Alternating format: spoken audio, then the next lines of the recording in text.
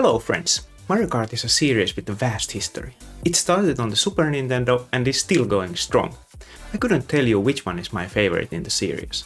Thankfully, the old tracks are often brought to later games as retro tracks. But are the tracks always the same? Let's find out!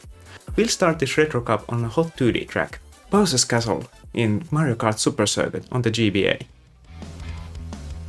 The GBA game actually has more than one Bowser's Castle track, with just minor changes on the background, so let's have a look at all of them. The different versions on the track have been remade on quite a few Mario Kart games. Mario Kart DS had a new version of Bowser's Castle 2, we had a Castle number 3, and the first castle was remade in Mario Kart 7.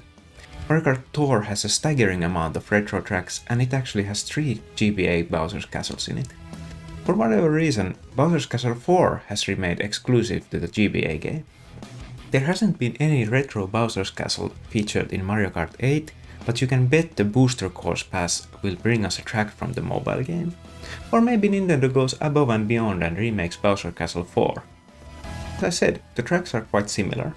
All of them take place on top of a lava field, first two taking place indoors and the third one outdoors.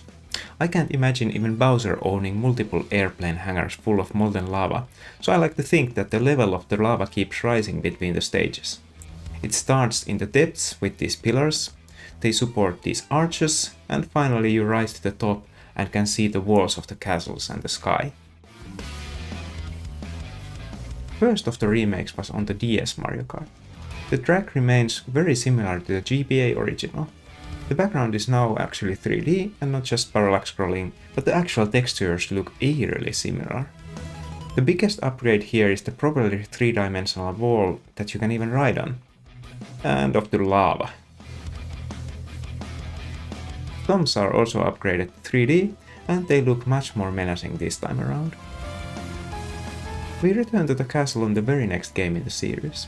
The Wii game keeps the main geometry just as flat as before, but manages to make the map feel like it has more depth with the menacing background, glowing lava, and Wii version's signature dazzling bloom and depth of field effects. Compared to the original, the track is also much wider and longer than before.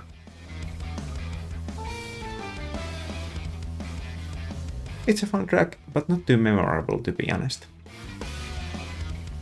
Mario Kart 7 takes us back to the depths with the remake of the first castle. New broken pillar elements are added to the lava, so you have something to see with the fancy new stereoscopic screen.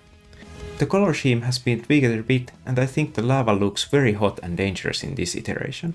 A single glider pad opens on the later laps, and it allows you to take a small shortcut if you have a boost mushroom with you. Sadly, you can't experience any of the new underwater gameplay at this level. It would have been cool to dive into the lava. In any case, the wide and flat corners combined with superb drifting in Mario Kart 7 make it possibly the best iteration of any GBA Bowser castles to date.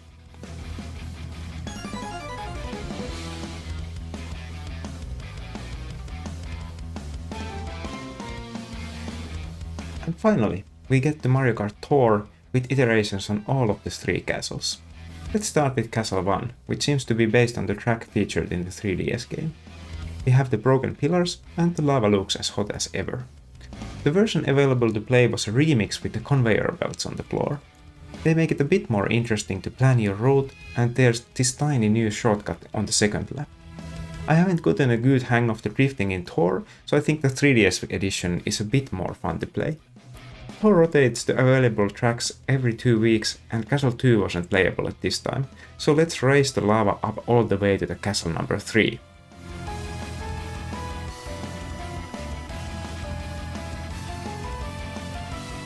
Wait a minute! This is the same background as the floor 1 with different route. Shouldn't it be outdoors? The pillars on the lava are missing, but there are some arrows showing you which way to turn.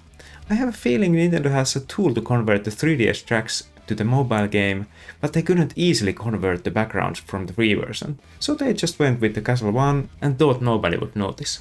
This also means the floor is wrong color, but the actual track layout feels closer to the original than the extra wide track on the Wii. The coin and swamp placements are adjusted a bit, so I didn't constantly bump into this one cunningly placed in this corner. The jumping fireballs are also back. As we've seen, Thor likes to recycle content, so there are cool special versions of the track available. There's a reverse version, but it doesn't feel much different at all, but the tricks variant brings some much needed bumps onto the road. I laughed the first time I tricked off Thomp's head, and it's pretty exciting to do some serious tricks this close to the lava. I bet they will bring some tricks variations of the track to Mario Kart 8 before long. And finally, here's all the castles side by side.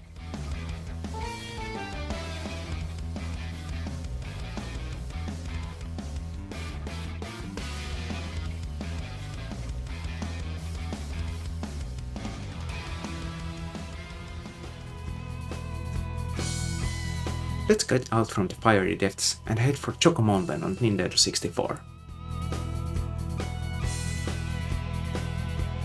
As the name implies, it's a mountain-themed track. For some reason, it is the track I think about when remembering Mario Kart 64. It features a cave with a face and a very memorable curve with rocks falling down the cliff and racers falling off the track. This track has later become known for its absolutely crazy shortcuts. The current world record by Apney317 is just 14.38 seconds. Don't blink now. That's a full lap, check the rest on his channel. Mario Kart DS was the first game to feature Choco Mountain again. The DS textures look a bit sharper than N64, but the track geometry looks very similar. Could it be exactly the same?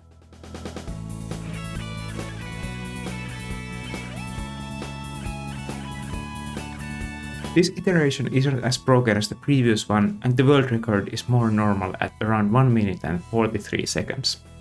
Biggest chances I spotted are with the billboards. This one previously just said Yoshi, now it reads Yoshi Kart. For some reason they also changed the Nintendo logo to blue in the later part of the level. Other than those, the map itself is very similar, but the different handling in the newer games makes it feel quite different. Nintendo took a long time before the next appearance of this track in Mario Kart Tour. Only the reverse tricks edition of the track was available for me to record, but let's have a look.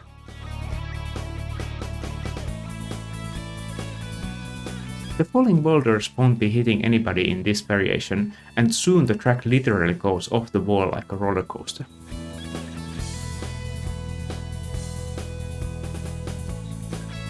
The tunnel section is greatly extended. Actual track layout isn't much different from the original, but the tunnel just goes for longer and it has been turned into a crystal mine. It's a pretty fun track that was clearly used as a base when it was finally brought to Mario Kart 8 Deluxe in the Booster Course Pass. Some of the cliffs in the beginning have been guarded off,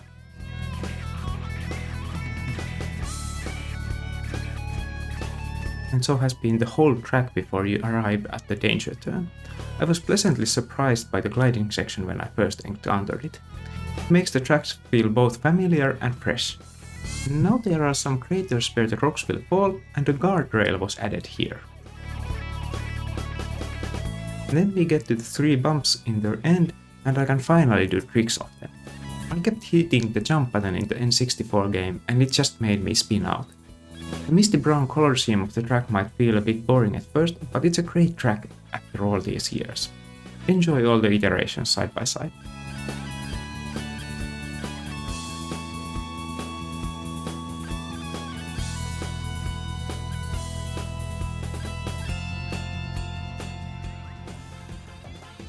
Next, let's have a look at fan favorite track on Mario Kart Double Dash on the GameCube. For better or for worse, the baby characters made their debut in this game, and this is their track. It's a very short track set in a theme park ride.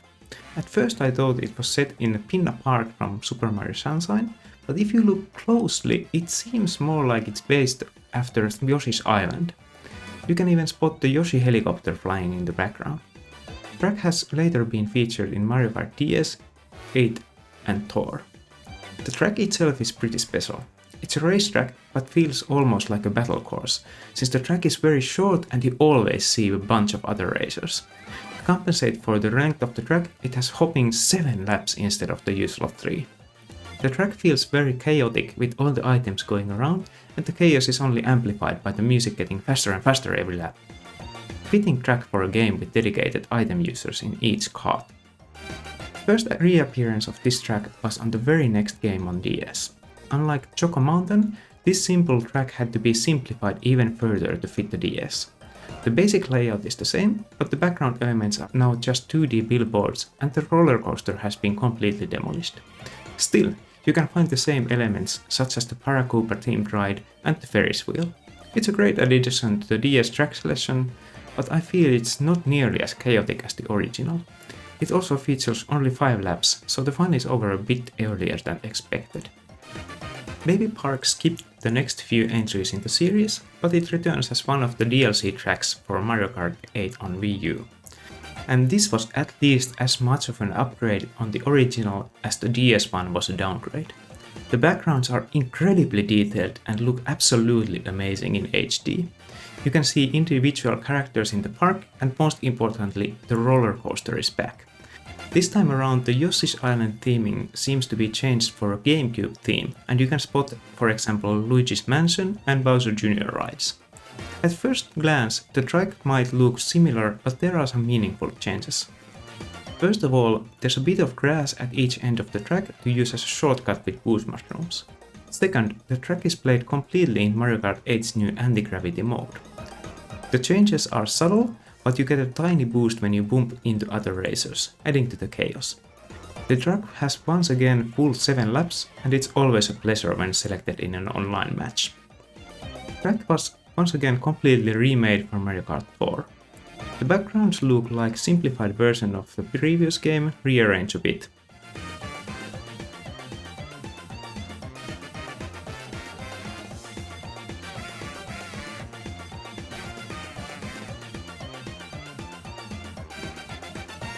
Tour doesn't feature the anti-gravity mode, so the track is back to being just a flat, regular track.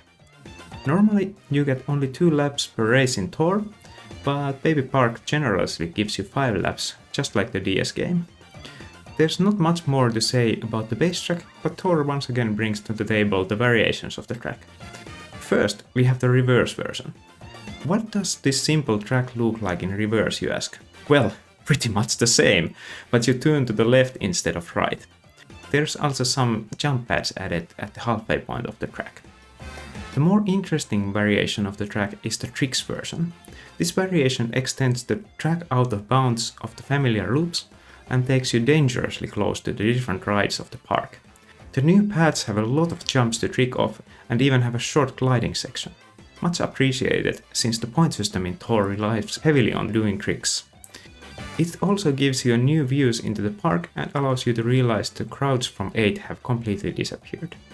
Even though there are more opportunities for tricks, this is a bit less chaotic than the regular track, and it has only 3 laps.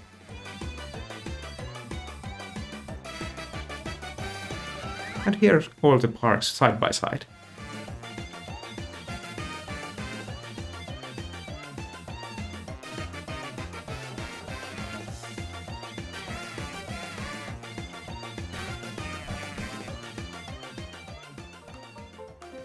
Now, let's duct tape 2 GameCubes together and have a look at the Wii game. Interestingly enough, both Mushroom Gorge and Coconut Mall have been present in all the subsequent games in the series. Let's have a closer look at Coconut Mall. If we weren't quite sure if Baby Park was located in Isle Delfino, this one pretty sure is. Coconut Mall first takes you through the mall and then loops through the parking lot. The mall features multiple escalators that change direction every lap, but I think the most fun background detail is the extensive use of Miis around the mall. It's so much fun to see your teenage friend advertising coffee or cat food. At the end of the track, you run through the parking lot where 3 Miis do their best trying to run over you. Coconut Mall returned on 3DS with changes mostly on the backgrounds. Regrettably, most of the Miis are gone, replaced by much more generic banners.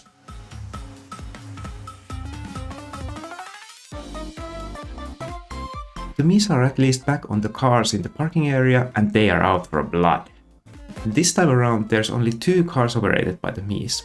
These 2 Miis in cars and the playable Mii drivers are actually the only Miis I've seen in the whole game. Before entering the parking area, the track splits into two and gives you an opportunity to do a bit of gliding.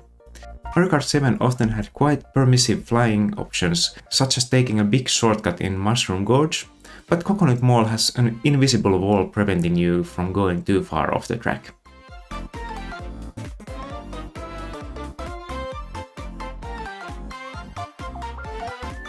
Coconut Mall originally skipped Mario Kart 8 and we didn't go back shopping before Mario Kart Tour. The geometry remains quite the same, but all the textures look much sharper and the advertisements now have much more Mario feel to them. The original mall felt a bit like it belonged into the semi-realistic world of Wii Sports, but this one feels more like a full-on Mario level. It has bright colors and cool block mural in this curve. Compared to the original, the mobile mall has much more narrow aisles to accommodate smaller racer count. Especially the plaza has been scaled down and doesn't have any item boxes in this edition. The Miis have now been completely removed from the mall and they have been replaced with boring shy guys who are much safer drivers than the Miis before. The Miis probably lost their driver's license after all the injury they inflicted on Luigi. There are also reverse and tricks variation of this track. The reverse variation finally manages to park all the cars and adds some ramps to accommodate coming through the back.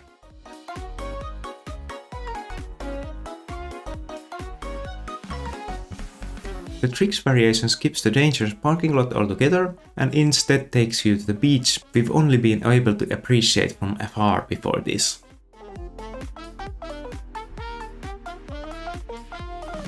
And finally, the mall is back on the booster course pass for Mario Kart 8 Deluxe. It feels very much based on the mobile edition, but scaled up. It's adorned with many of the same textures, but areas feel much less cramped than on mobile.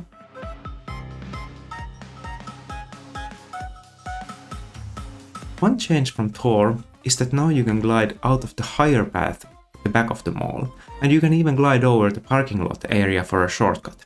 Tour only allowed gliding off from the lower exit, while 7 had both. When the track was first introduced in 8, the Shy Guys kept their cars still, but in later patch they started doing donuts. As this is one of my all-time favorite tracks on the series, I'm very happy to see it back on the Switch. I miss the Miis, but here you can compare all the iterations and choose your favorite.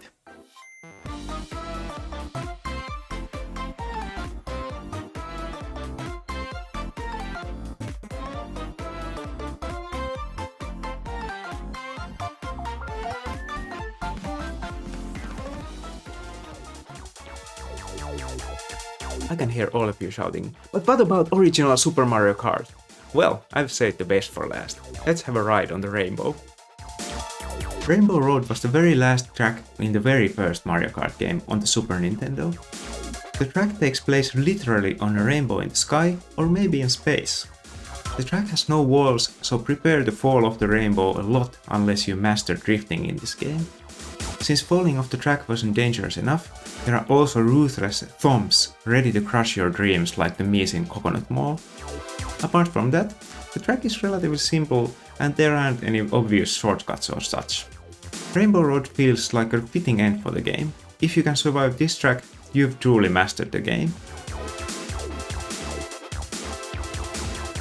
Before doing this video, I thought Mario Kart DS was the first game in the series to feature retro tracks, but that's wrong. The first one was actually Super Circuit on the GBA, and it didn't just contain a selection of tracks from the previous games.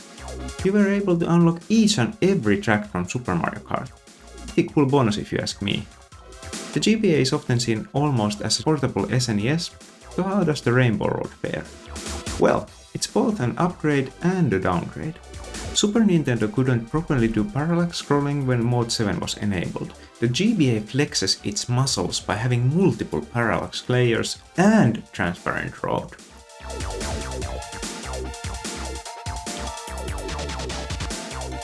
I'm just wondering how the moon keeps staying on the screen even when I do the full 1080. But if you look closely, there's something missing. Where are the thumbs? Now it's just up to the other racers to mess with me over and over. Every Mario Kart game ever since has had a Rainbow Road level, but Mario Kart 7 is the next one to return to the original one.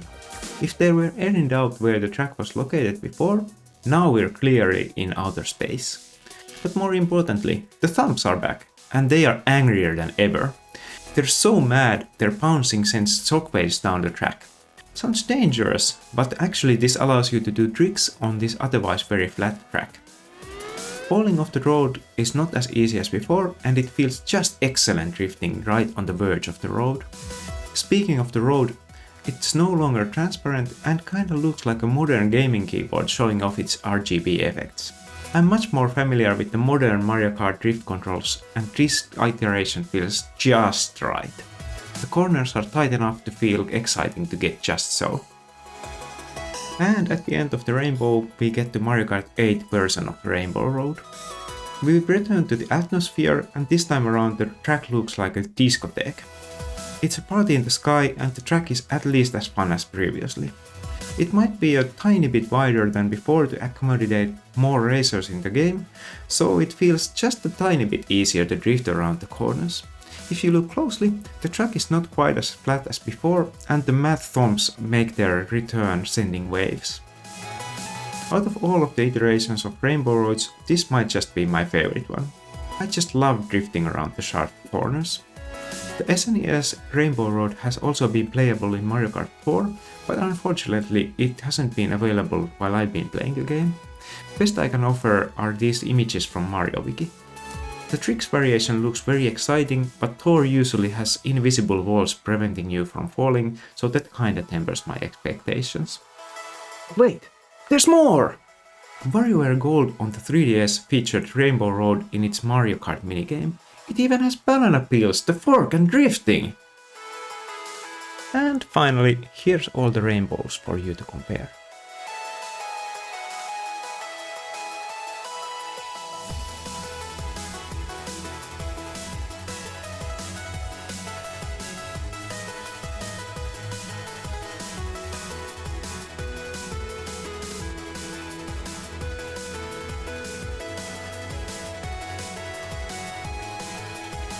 That's all the tracks we have time for today. What's your favorite track in the series? Let me know in the comments below, and don't forget to subscribe if you enjoyed this retro retrospective. In any case, see you next time!